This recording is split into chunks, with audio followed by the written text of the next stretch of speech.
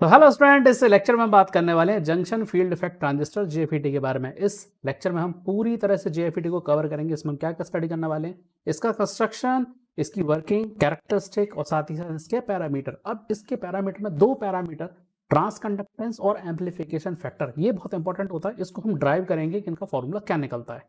पर इससे पहले एक अपील, अगर इस चैनल पर अगर आप नए हैं तो चैनल को सब्सक्राइब कीजिए और इसको शेयर करना ना भूलें। तो चलिए इस अपील के साथ इसको हम स्टार्ट करते हैं। ठीक है, तो अगर हम जेएफईटी की बात करें तो जेएफईटी बेसिकली है क्या? जेएफईटी एक 3 कनेक्शन डिवाइस है, ठीक है, जिसमें 3 जो इसके टर्मिनल हैं वो कौन कौन से होते हैं?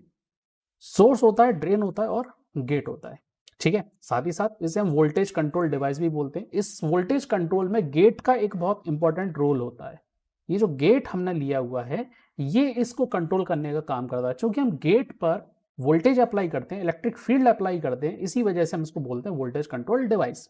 ठीक है, साथ ही साथ ये क्या होता है? यूनिपोलर होता है, यानी कि अगर हम किसी एक चार्ज करंट में अगर किसी एक पर्टिकुलर चार्ज का अगर रोल होता है तो वो उसी के नाम से जाना जाता है। जैसे अगर हम बात करें इलेक्ट्रॉन से फ्लो हो रहा है तो हम उसे एन बोलेंगे, क्योंकि इलेक्ट्रॉन किसका पार्ट, मेजॉरिटी चार्ज किसका है? एन का है, तो हम उसे एन टाइप बोल देंगे।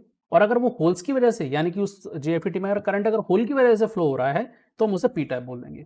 ठीक है, तो जो जिस जेएफईटी की बात करोगे उसमें एक ही चार्ज कैरियर जो है वो रिस्पॉन्सिबल होता है करंट के लिए, इसे बोला जाता है यूनिपोलर। इसी के साथ साथ एफईटी की कुछ इंपॉर्टेंस भी है। क्या क्या इंपॉर्टेंट फैक्ट्स हैं उसके? एक, इसका इनपुट इंपीडेंस जो होता है बहुत हाई होता है। दूसरा, ये टेम्परेचर स्टेबल होता है, यानी बीजेटी से ये थोड़ा अच्छा टेम्परेचर स्टेबल होता है। क्योंकि हम ट्रांजिस्टर में हमने बहुत स्टडी किया भाई, बीटा जो होता है वो टेम्परेचर डिपेंडेंट होता है।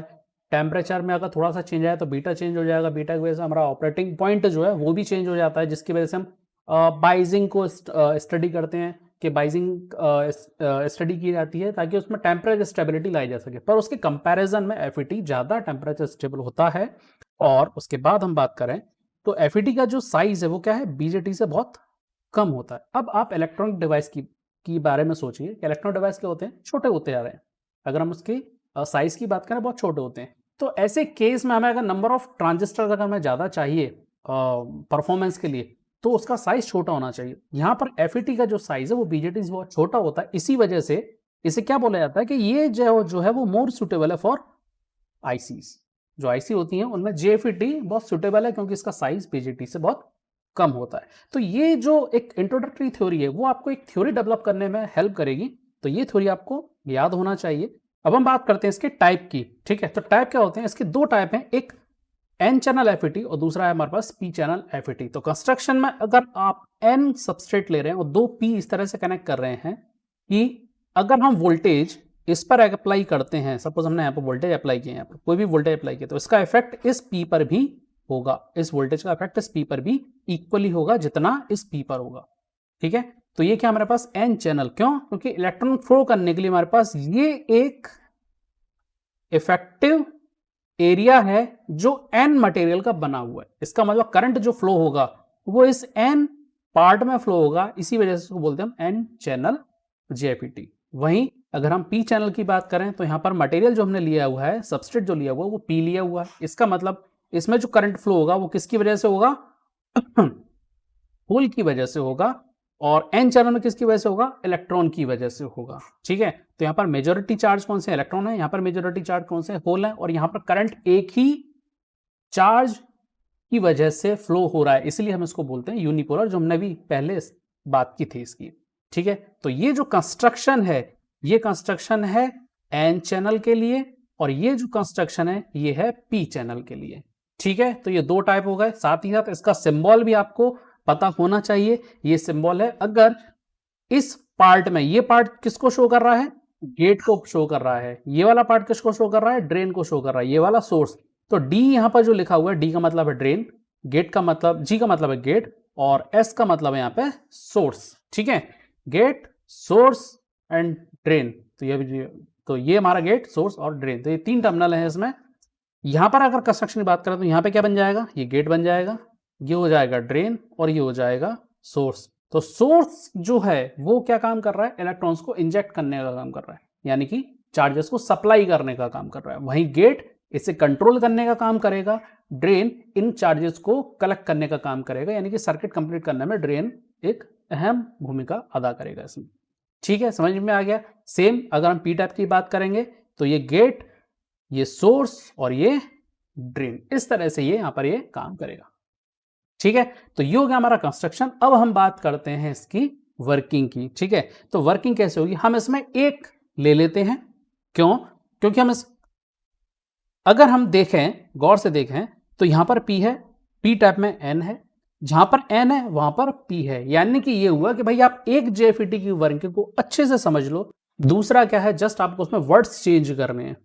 ठीक है, उसका ओरिएंटेशन चेंज करना है, वोल्टेज जो बैटरी आप लगा रहे हैं उसका ओरिएंटेशन बदलना है, बस इतना सा काम है। बाकी जो थ्योरी होगी वर्किंग की वो बिल्कुल एज इट इज रहेगी, पूरा जो स्ट्रक्चर रहेगा वर्किंग का एज इट इज रहेगा, बस आपको वर्ड्स बदलने हैं। यानी कि अगर आप एन चैनल में इलेक्ट्रॉन की वजह से करंट फ्लो कर रहे हैं तो पी टाइप में करंट होल की वजह से फ्लो होना शुरू हो जाएगा। जहां पर आपने पी लिया हुआ है वहां पर आपको एन लेना है, जहां एन लेना है वहां पर आपको पी लेना है। तो बस इतना सा इसमें बदलाव है, बाकी कुछ भी नहीं, बहुत ईजी है। तो हमें क्या करना है, सिर्फ एक JFET की वर्किंग को अच्छे से समझना है। ठीक है, तो हम यहां क्या करते हैं, एन चैनल JFET को ले लेते हैं। ठीक है, चलें वर्किंग पर। चलो, वर्किंग के दो पार्ट हैं। पहला, हम इसको स्टेप बाइज लेके चलेंगे। तो हमारा जो पहला स्टेप है वो है VGS को 0 करो और VDS को अप्लाई करो। ठीक है, तो हमारा जो गेट, यहां पर हमने गेट दिया हुआ है, ये गेट, ये है हमारे पास ड्रेन और ये है हमारे पास सोर्स। ठीक है,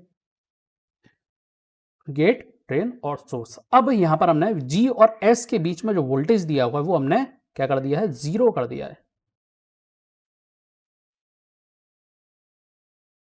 हमने क्या कर दिया, यहां पर 0 कर दिया, यानी कि वहां पे हमने कोई भी वोल्टेज नहीं दिया, अब सिर्फ हमने यहां पे VDS दिया। अब क्या करेंगे, हम VDS को इंक्रीज करेंगे। ठीक है, कंटिन्यू आप VDS को इंक्रीज करते जा रहे हो। VDS को जैसे जैसे इंक्रीज करोगे वैसे वैसे हमारा करंट भी फ्लो होगा। अब कैसे होगा, देखो जरा, यहाँ पे आपने प्लस दिया हुआ है, यहाँ पे माइनस दिया हुआ, ये माइनस एन से सीधा कनेक्ट है। तो माइनस क्या करता है, इलेक्ट्रॉन्स को रिपेल करता है। इसका मतलब ये हुआ कि इस इफेक्टिव पार्ट में इलेक्ट्रॉन्स फ्लो होना स्टार्ट हो जाएंगे। और इलेक्ट्रॉन किस तरफ जाएंगे, ये इलेक्ट्रॉन किस तरफ जाएंगे, पॉजिटिव की तरफ। कहां जाएंगे, पॉजिटिव की तरफ। क्यों, इलेक्ट्रॉन नेगेटिव इलेक्ट्रॉन्स को रिपेल करता है और पॉजिटिव उन्हें अपनी तरफ अट्रैक्ट करता है। इसका मतलब ये हुआ कि इलेक्ट्रॉन नेगेटिव साइड से चल के पॉजिटिव साइड की तरफ जाएंगे। इसका मतलब सर्किट कंप्लीट हो गया और इस सर्किट में एक करंट फ्लो होगा जिसे बोलेंगे हम IDS। अब करंट क्या होता है, इलेक्ट्रॉन्स के फ्लो के अपोजिट होता है। तो ये कहां फ्लो होगा, ऐसे फ्लो होगा।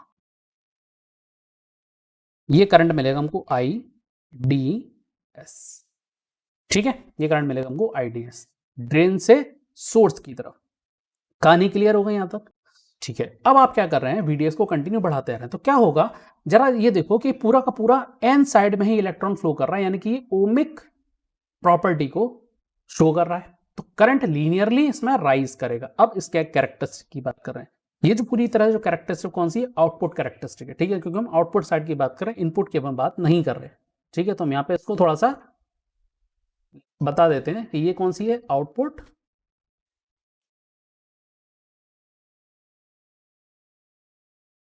कैरेक्टरिस्टिक। ये आउटपुट कैरेक्टरिस्टिक है कि भाई आप ड्रेन को चेंज कर रहे हैं, ड्रेन वोल्टेज को चेंज कर रहे हैं और उसके साथ साथ आपका जो ड्रेन करंट है वो चेंज हो रहा है। तो हम आउटपुट साइड की बात कर रहे हैं तो आउटपुट कैरेक्टरिस्टिक को बोल देंगे। तो यहां क्या हो रहा है, लीनियरली ये बिहेव करेगा, लीनियरली इसमें करंट राइज करेगा। क्यों, क्योंकि एक ही मटेरियल इसमें, सिंगल मटेरियल है। ठीक है, तो ये क्या करेगा, रजिस्टिव प्रॉपर्टी को शो करेगा और अगर रजिस्टिव प्रॉपर्टी को शो होगा तो वहां पे ओम्स लॉ अप्लाई होना स्टार्ट हो जाता है। अब क्या होगा, जैसे जैसे आपने वोल्टेज को बढ़ाया, एक पर्टिकुलर वोल्टेज पर, ये जो VP दिखाई दे रहा है, एक पर्टिकुलर वोल्टेज पर ये सैचुरेट हो जाएगा। सैचुरेट होने का रीजन क्या है, यहां पर सैचुरेट होने का रीजन ये है कि जैसे जैसे आप D और S के बीच के वोल्टेज को आप बढ़ाओगे, जैसे आप ड्रेन टू सोर्स के बीच के वोल्टेज को आप बढ़ाओगे, वैसे वैसे क्या होगा, आप जरा गौर से देखें तो ड्रेन आपका पॉजिटिव साइड पर है, वहीं P साइड आपका 0 वोल्टेज पर है।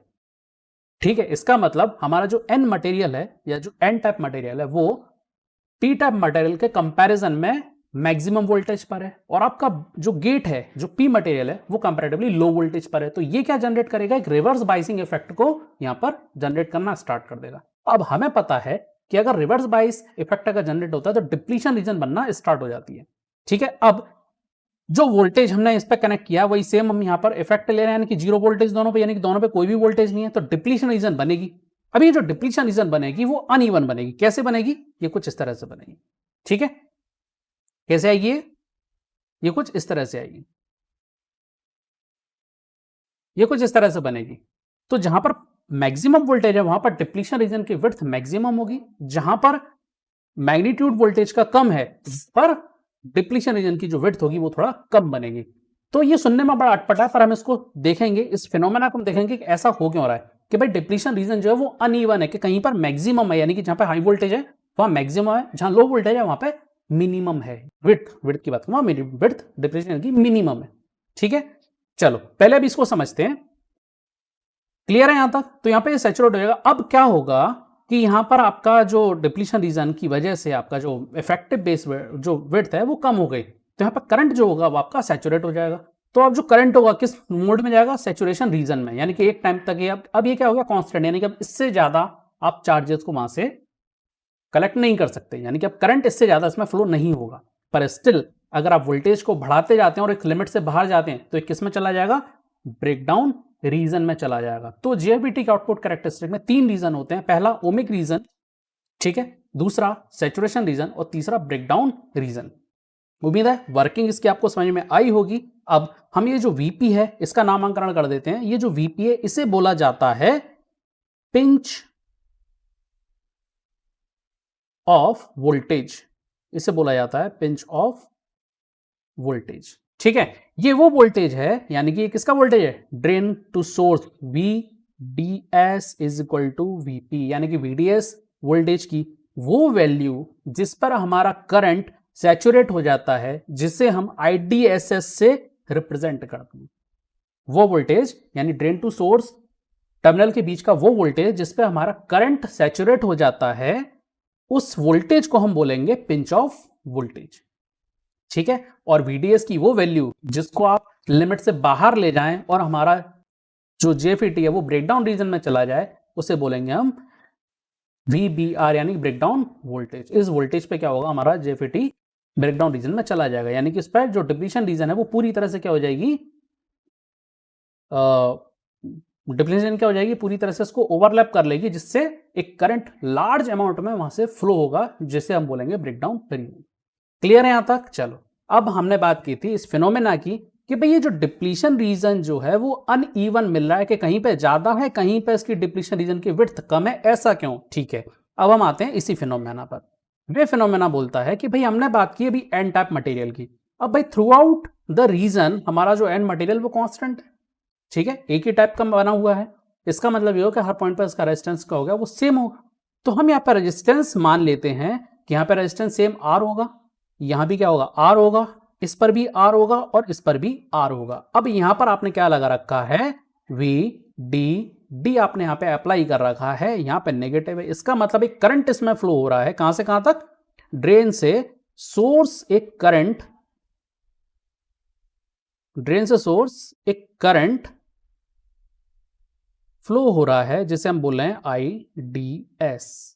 ठीक है, अगर करंट फ्लो हो रहा है तो इन रेजिस्टेंस के अक्रॉस हमें वोल्टेज ड्रॉप देखने को मिलेगा। अब ये वोल्टेज ड्रॉप निकालेंगे कैसे? चलिए हम बात करते हैं अलग अलग पॉइंट्स की। ये तो हमने टॉप पॉइंट मान रखा है, हमने इसको ले लेते हैं A, ठीक है, इसे ले लेते हैं हम B, इस पॉइंट को ले लेते हैं हम C। ठीक है, हमने क्या लिया? 3 पॉइंट ले लिए।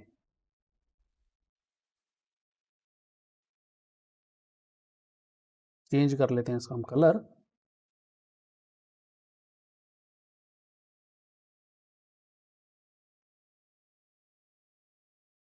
इसे ले लेते हैं हम A, ठीक है, इसे ले लिया B और इसे ले लिया C। अब इन तीनों पॉइंट पर हम वोल्टेज निकालते हैं। टॉप पॉइंट पर तो मुझे मालूम है कि यहाँ पे क्या है, ऑलरेडी VDD मिल ही रहा है। ठीक है, अब A पे हम निकाला है वोल्टेज, तो इसे हम दे देते हैं क्या? VA बोलते हैं हम इसको। अगर हम VA बोलेंगे तो क्या निकलेगा? Current into resistance. अब रेजिस्टेंस कौन सा? भैया हमें A पर चाहिए वोल्टेज, तो A से लेकर के इसके जो लोएस्ट पॉइंट है, इसे हम ग्राउंड बोलते हैं G, तो A से लेके G तक के बीच में जो रेजिस्टेंस होगा उन पर जो वोल्टेज ड्रॉप मिलेगा वही A पॉइंट का वोल्टेज होगा। करेक्ट, सही बात है। ठीक है, तो हम यहाँ पे रेजिस्टेंस और करंट दोनों निकालते हैं। सबसे पहले हम करंट निकाल लेते हैं। करंट क्या होगा? वोल्टेज, वोल्टेज कितना है इसमें? VDD अपॉन टोटल रेजिस्टेंस कितने हैं इसमें? 1, 2 3 4, हमने 4 रेजिस्टेंस ले रखे हैं तो हम इसको बोल देते हैं 4R। आ गया, ठीक है। अब ये रेजिस्टेंस कौन सा है जिसके अक्रॉस आपको निकालना है, भाई ये तो ए पॉइंट के रेस्पेक्ट में निकालना है ना, तो ए और ग्राउंड के बीच में कितने रेजिस्टेंस है, 1 2 3, 3 रेजिस्टेंस है। टोटल रेजिस्टेंस कितने हो गए, 3R। ये R से R कैंसिल हो गया, यहां पे वैल्यू कितनी मिली, 3/4 VD मिली। ठीक, सेम ऐसे ही हम क्या करेंगे, VB यानी कि पॉइंट बी पे निकाल लेंगे। V पर हमारा करंट तो चेंज होगा नहीं, ये करंट का करंट यही मिलेगा हमें, करंट हमें यही मिलेगा 4R। ठीक है, अब यहां पर रेजिस्टेंस कितना मिलेगा, बी पॉइंट पर, बी पॉइंट और ग्राउंड के बीच में कितने रेजिस्टेंस, 2 ही रेजिस्टेंस है। ठीक है, इसे 2R कर देते हैं, R से R कैंसिल हो गया, कितना मिला 2/4 VDD या 1/2 VDD भी बोल सकते हैं हम इसको। ऐसे ही अब अगर हम थर्ड पॉइंट की बात करें तो वोल्ट करंट जो है वो चेंज नहीं होने वाला, V/4R ही रहेगा मल्टीप्लाई। अब कितना इसमें रेजिस्टेंस, केवल एक ही रेजिस्टेंस है, R से R कैंसिल। यहां पे कितना मिला हमें, VDD/4। अब जरा यहां पर कंपेयर करें, देखो जरा VA का जो वोल्टेज है वो किससे बड़ा है, VB से बड़ा है, और ये सारे वोल्टेज किससे बड़े हैं, VC से बड़े हैं। यानी कि हर पॉइंट पर वोल्टेज ड्रॉप क्या हो रहा है, चेंज हो रहा है। तो इस VA पर यहां पर मैक्सिमम वोल्टेज है, B पर मिनिमम वोल्टेज है, C पर उससे भी मिनिमम वोल्टेज है, या हम उसको लोएस्ट वोल्टेज बोल सकते हैं, और ग्राउंड पर सबसे लोएस्ट वोल्टेज है। इसका मतलब ये हुआ कि वोल्टेज का मैग्नीट्यूड चेंज हो रहा है। अगर वोल्टेज का मैग्नीट्यूड चेंज हो रहा है तो डिप्लीशन रीजन की डेफिनेशन बोलती है कि जितना मैग्नीट्यूड होगा उसी के प्रोपोर्शनल या उसी के रेस्पेक्ट में हमारी जो डिप्लीशन रीजन की विड्थ होती है वो बदलती है या बढ़ती है। ठीक है, अब आपका ए पॉइंट जो है वो मैक्सिमम पोटेंशियल पर है, यानी कि यहां पर जो डिप्लीशन रीजन की विड्थ होगी ज्यादा होगी। VB पर मीडियम है तो VB पे थोड़ी कम होगी, और C पे बहुत कम होगी। तो इसी वजह से जो JFET है हमारा, उसमें डिप्लीशन जो रीजन होती है वो अनइवन होती है। टॉप पॉइंट के नियर मैक्सिमम होती है और धीमे धीमे धीमे ग्रेजुअली ये डिक्रीज होती है, और बॉटम साइड पर JFET के ये बहुत कम हो जाती है, विड्थ इसकी बहुत कम हो जाती है। ठीक है, क्लियर हो गई बात कि भाई ये डिप्लीशन रीजन अनइवन क्यों मिलती है। ठीक है, अब हम आगे बात करते हैं इसके सेकंड स्टेप की, कि सेकंड स्टेप क्या है। सेकंड स्टेप में हम क्या करेंगे, अब VGS को अप्लाई करेंगे। हमने पहले क्या किया था, VGS को हमने 0 कर दिया था और हमने VDS को इंक्रीज करना स्टार्ट किया था। अब यहां पर हम क्या करेंगे, GS को अप्लाई करेंगे। अब GS को अप्लाई करने का काम कैसा है, हम इसे रिवर्स बायस में यूज करेंगे। ठीक है, हम गेट को नेगेटिव पोटेंशियल देंगे और ग्राउंड साइड जो हमारा बॉटम साइड है उसे हम प्लस पॉइंट देंगे। ठीक है, यानी कि हम सोर्स की बात करें, यहाँ पर सोर्स बोल देते हैं उसको ड्रेन, तो सोर्स को हम पॉजिटिव कर देंगे और गेट को हम क्या कर देंगे, नेगेटिव कर देंगे। अब इससे होगा क्या, अब इससे होगा ये कि आपने अब सेकंड स्टेप में VGS भी अप्लाई कर रखा है, VDS भी अब आप अप्लाई करोगे, यानी कि डिप्लीशन रीजन पहले से ही हमको बनी हुई मिलेगी। ये डिप्लीशन रीजन अभी बनेगी नहीं, पहले क्या हो रहा था, बन रही थी, अब पहले से ही बना दी। क्यों, क्योंकि आपने GS को पहले ही अप्लाई कर दिया। आपने अगर पहले ही अप्लाई कर दिया तो डिप्लीशन पहले ही बन जाएगी इसमें। ठीक है, तो डिप्लीशन रीजन इसके अंदर हमको मिल गया पहले ही। तो डिप्लीशन रीजन बनने की वजह से हमारा जो इफेक्टिव विड्थ थी, जहां से हमें करंट को पास करना था, वो छोटा हो गया। जब छोटा हो गया तो करंट का अमाउंट कम हो जाएगा, क्योंकि चार्जेस का अमाउंट कम हो गया ना। नंबर ऑफ चार्जेस जो पहले फ्लो हो रहे थे, अब उतने नंबर ऑफ चार्जेस हमें वहां से नहीं मिलेंगे, वो कम हो जाएंगे। ठीक है, तो करंट कम होगा, कौन सा करंट होगा, DS कम होगा। अब सेम, अब आप क्या करेंगे, यहां से VDS को इंक्रीज करेंगे, इस VDS को इंक्रीज करेंगे, तो जो विड्थ का इफेक्ट जो पहले था वो अब नहीं है, अब बहुत ज्यादा हो गया, इसका इफेक्ट अब ज्यादा हो गया। क्यों, क्योंकि पहले से आपको डिप्लीशन रीजन वहां पर मिलना स्टार्ट हो गई, और जैसे आप थोड़ा सा ही वोल्टेज बढ़ाओगे ये तुरंत क्या करेगा, नैरो हो जाएगा, जिसकी वजह से करंट कम होगा और जल्दी से सैचुरेशन में चला जाएगा। ठीक है, तो करंट का अमाउंट हमने क्या लिया, अभी VGS -1 वोल्ट लिया, जो करंट का अमाउंट को कम कर देगा। इसका रीजन समझ में आ गया कि भाई कम क्यों होगा। ठीक है, अब आप VGS को और बढ़ा देते हैं, VGS को और बढ़ा देंगे तो VGS को बढ़ाने की वजह से डिप्लीशन रीजन का जो विड्थ होगा वो और ज्यादा बढ़ जाएगा। इसका मतलब इफेक्टिव विड्थ जो होगी वो और कम हो जाएगी, करंट और डाउन हो जाएगा और डिक्रीज हो जाएगा, तो -2 पर ये और डिक्रीज हो जाएगा। ऐसे ही अगर हम VGS की वैल्यू को बढ़ाते जाएंगे तो करंट हमारा कंटिन्यू डिक्रीज होता जाएगा। ठीक है, और कहां तक जाएगा, ये ऑलमोस्ट 0। जो IDS है वो हमारा क्या हो जाएगा,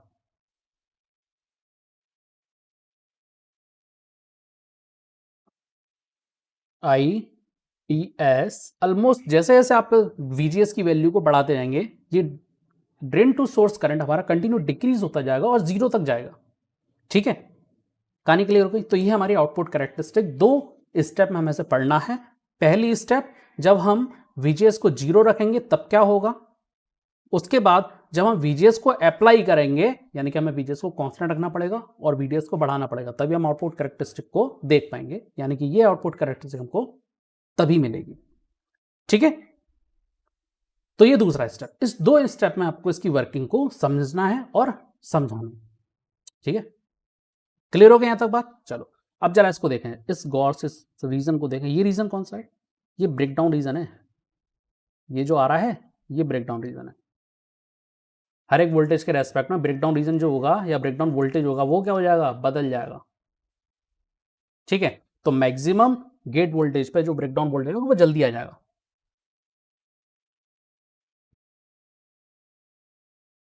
ठीक है यहां तक। चल अब आगे हम बात करते हैं दूसरी कैरेक्टरिस्टिक की, जैसे बोलते हैं हम ट्रांसफर कैरेक्टरिस्टिक। अभी तक हमने बात की आउटपुट कैरेक्टरिस्टिक की, मतलब आउटपुट का वोल्टेज बदलो, आउटपुट के करंट को मेजर करो, इसे बोलेंगे आउटपुट कैरेक्टरिस्टिक। अब आप क्या कर रहे हैं कि नहीं, अब हम देखते हैं कि अगर हम इनपुट साइड के वोल्टेज को बदलें तो आउटपुट साइड के वोल्टेज करंट पर क्या इफेक्ट पड़ेगा। अगर हम इनपुट साइड के वोल्टेज को बदलें तो आउटपुट पर करंट पे क्या इफेक्ट पड़ेगा, इसी को हम बोलते हैं ट्रांसफर कैरेक्टरिस्टिक। इसे समझें, ये बहुत इजी है समझना। क्यों, क्योंकि हम VGS को चेंज करेंगे। इनपुट साइड पर कौन सा वोल्टेज है, VGS है, इसे बदलेंगे। अब हम इसे बदलेंगे। अब इसे बदलने के लिए आपको क्या रखना पड़ेगा, VDS को कांस्टेंट रखना पड़ेगा। अभी क्या कर रहे थे हम, VDS को चेंज कर रहे थे, करंट को मेजर कर रहे थे। VGS हमारा क्या था, कांस्टेंट था। VGS क्या था हमारा, कांस्टेंट था। ठीक है, अब ट्रांसफर कैरेक्टरिस्टिक के लिए हम VGS को बदलेंगे, इसको चेंज करेंगे, इसे बढ़ाएंगे। VDS क्या रहेगा आपका, कांस्टेंट रहेगा। ठीक है, तो हम सबसे पहले VGS को लेकर के चलते हैं। जब हमारा VGS 0 था, जब VGS हमने 0 लिया था तो करंट की वैल्यू क्या थी, मैक्सिमम थी, जिसको हमने सैचुरेशन करंट बोला था, IDSS। ठीक है, यानी कि हमारा पॉइंट हमें जो वोल्टेज है कहां मिलेगा, इस लेवल पे मिलेगा। अब हमने क्या करा था, धीमे धीमे VGS की वैल्यू को बढ़ाया था। तो जैसे जैसे VGS की रिवर्स वोल्टेज को हम बढ़ाएंगे वैसे वैसे हमारा करंट क्या हो रहा था, डिक्रीज हो रहा था। करंट डिक्रीज होता जाएगा और कहां तक जाएगा, 0 तक जाएगा।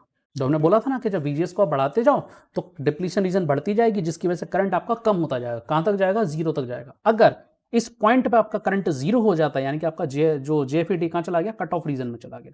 तो यहां पर इस वैल्यू को, ये जो वैल्यू है VGS की वैल्यू, इसे हम बोलेंगे VGS ऑफ, या फिर इसे पिंच ऑफ वोल्टेज भी हम कहते हैं। तो पिंच ऑफ वोल्टेज की दोनों डेफिनेशन हो जाती है। तो जनरली VGS ऑफ हम इसे रिप्रेजेंट करेंगे VGS ऑफ से। जनरली ये जो VGS ऑफ है VP के बराबर ही होता है। ठीक है, ये है हमारे पास करंट की इक्वेशन IDS की, ये याद रखना है। IDSS मैक्सिमम सैचुरेशन करंट है, VGS gate to source voltage है, VP पिंच ऑफ वोल्टेज है, और ये फिर इसका स्क्वायर। तो ये current, drain to source current की इक्वेशन है, ये याद रखना। ठीक है, उम्मीद है यहां तक आपको अच्छे से समझ में आएगा। तो फटाफट से लाइक का बटन तो दबाओ, दबा दिया। चलो भैया, फ्री है, सब्सक्राइब करना भी फ्री है, शेयर करना भी फ्री है, तो नुकसान तो कुछ है नहीं है। तो करो फटाफट, चलो कुछ नहीं होगा, हमें मोटिवेशन मिलता रहेगा। ठीक है, चलो अब हम क्या करें, इसको आगे चलते हैं। अब क्या करना है हमें, अब हमें पढ़ना है इसके पैरामीटर्स, कि JFET के पैरामीटर्स होते हैं। 3 पैरामीटर जनरली स्टडी किए जाते हैं। पहला हमारे पास है ड्रेन रेजिस्टेंस। रेजिस्टेंस की बात करें तो वोल्टेज अपॉन करंट। चूंकि हम ड्रेन रेजिस्टेंस की बात कर रहे हैं तो ड्रेन वोल्टेज आएगा और ड्रेन करंट आएगा।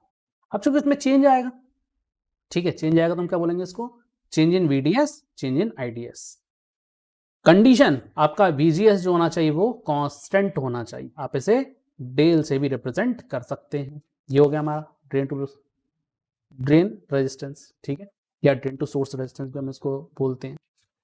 नेक्स्ट पैरामीटर हमारे पास transconductance, GM। Transconductance किससे रिलेटेड है, ट्रांसफर कैरेक्टरिस्टिक से रिलेटेड। हमने क्या बोला था, VGS में चेंज करोगे तो IDS को मेजर करना करोगे, GS में चेंज करोगे IDS में चेंजेस देखोगे, that is known as transfer characteristic, और इसी को हम बोलते हैं ट्रांस कंडक्टेंस, कि आप इनपुट वोल्टेज को बदल रहे हो, उसके रेस्पेक्ट में आप किसको देख रहे हो, आउटपुट करंट को देख रहे हो, तो उसे बोलेंगे हम ट्रांस कंडक्टेंस। तो क्या आ जाएगा, change in drain to source current जो आउटपुट का करंट है, चेंज इन VGS जो इनपुट साइड का वोल्टेज। कंडीशन क्या है, आपका जो DS है वो कांस्टेंट होना चाहिए, ठीक है। अभी हम ट्रांस कंडक्टेंस को ड्राइव करेंगे, ठीक है, उसकी इक्वेशन को ड्राइव करेंगे कि इसका फॉर्मूला क्या आता है, ठीक है। अभी हम पैरामीटर को डिफाइन कर रहे हैं, तो ये हो जाएगा del IDS upon del VGS, ठीक है।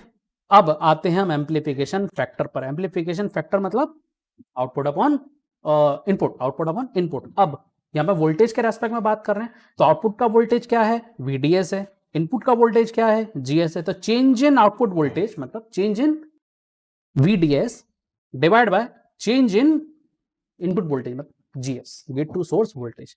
इसके रेशियो को अगर आप कैलकुलेट करोगे तो हमारा क्या निकल जाएगा, एम्प्लीफिकेशन फैक्टर निकल जाएगा। कंडीशन IDS कांस्टेंट होना चाहिए, ठीक है। अब ऐसे, अब इसको यहीं पर हम इसको थोड़ा सा ड्राइव कर लेंगे, तो बहुत इजी है इसको ड्राइव करना। क्या रहा है यहाँ पर, डेल VDS अपॉन VGS, ठीक है। चलो, del VDS upon del VGS ले लेते हैं। अब हम क्या करते हैं, इसमें डेल IDS का मल्टीप्लाई कर देते हैं और डेल IDS का डिवाइड कर देते हैं, ठीक है।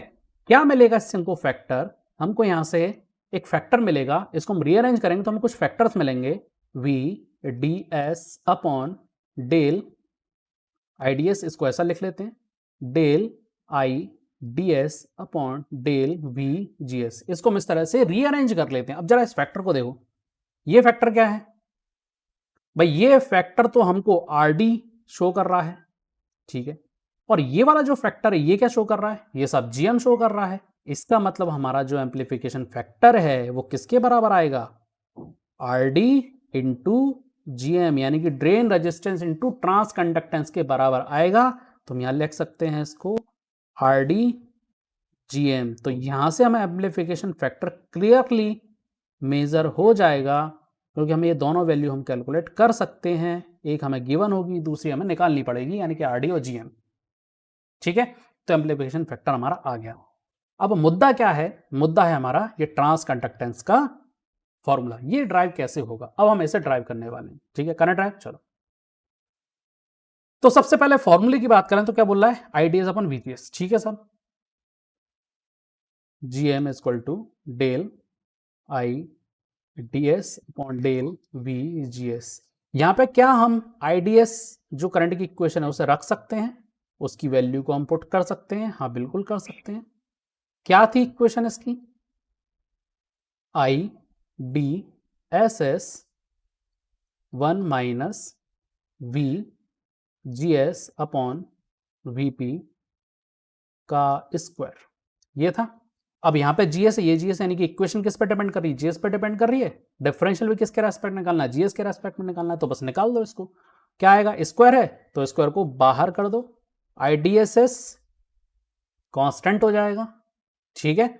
और क्या आएगा, अब यहां पे 1 माइनस VGS अपॉन VP मिलेगा, साथ में जो कांस्टेंट है ये भी मिलेगा। जब आप डिफरेंशियल करोगे तो ये कांस्टेंट, VP भी कांस्टेंट, VGS वेरिएबल है, सिर्फ एक ही वेरिएबल है इसमें, इसी को आपको डिफरेंशिएट करना है, तो क्या मिल जाएगा यहाँ पे, -1 अपॉन VP और मिलेगा, ठीक है। तो अब क्या करते हैं, इसको रीअरेंज कर लेते हैं, -2 IDSS upon VP 1 minus VGS upon VP। तो ये आ गया हमारा ट्रांस कंडक्टेंस का formula, -2 IDSS upon VP 1 minus VGS upon VP। ये याद रखना है, दोनों करंट का फॉर्मूला भी, ट्रांस कंडक्टेंस का फॉर्मूला। अब यहाँ पे कंडीशन को लेते हैं, वो कंडीशन क्या है, आगे चलते हैं। पहले ये चीज, ये वाला, ठीक है। यहां पे हमने बोला था कि जब VGS हमारा 0 था तो करंट क्या था, मैक्सिमम था। तो ट्रांस कंडक्टेंस भी क्या होगा इस वैल्यू पे, जब करंट मैक्सिमम है तो ट्रांस कंडक्टेंस भी क्या होगा, मैक्सिमम होगा, ठीक है। अब हम इसी कंडीशन को लेते हैं, यानी कि क्या करते हैं, VGS को 0 रख देते हैं। क्या करते हैं, VGS को 0 रख देते हैं। चलो, if VGS is equal to 0, अगर 0 रख दोगे तो क्या मिलेगा, -2 IDSS एस एस अपॉन केवल वीपी मिलेगा, क्योंकि ये फैक्टर तो पूरा क्या हो जाएगा, जीरो हो जाएगा, सॉरी जीरो। यहाँ से फैक्टर क्या मिलेगा मुझे, 1 मिलेगा केवल। वीजीएस आपने जीरो रख दिया तो फैक्टर केवल यहाँ से क्या मिलेगा मुझे, केवल 1 मिलेगा। अब जरा देखो, हमने पहले बोला था कि जब वीजीएस अगर जीरो होगा तो हमारा करंट मैक्सिमम है, अगर करंट मैक्सिमम तो ट्रांस कंडक्टेंस भी क्या होगा, मैक्सिमम होगा। तो हम इस जीएम को, यानी कि ये जो फैक्टर है, इसे जीएमओ से रिप्रेजेंट कर सकते हैं, 2IDSS अपॉन वीपी। इसे हम क्या कर सकते हैं, ट्रांस कंडक्टेंस जीएमओ से हम इसको रिप्रेजेंट कर सकते थे। ये बेसिकली क्या है, मैक्सिमम ट्रांस कंडक्टेंस है। क्या है ये मैक्सिमम ट्रांस कंडक्टेंस। अगर पूछा जाए कि भाई मैक्सिमम ट्रांस कंडक्टेंस क्या होगा, तो maximum transconductance minus 2IDSS अपॉन वीपी होगा। ठीक है, अब इसी चीज को हम यहाँ पे पुट कर देते हैं। तो अब हमारा जो जीएम मिलेगा वो क्या मिलेगा, जीएमओ, इस फैक्टर को जीएमओ से रिप्रेजेंट कर दो, 1 minus V GS upon VP. ठीक है, तो ये मिल गया हमें मैक्सिमम ट्रांस कंडक्टेंस।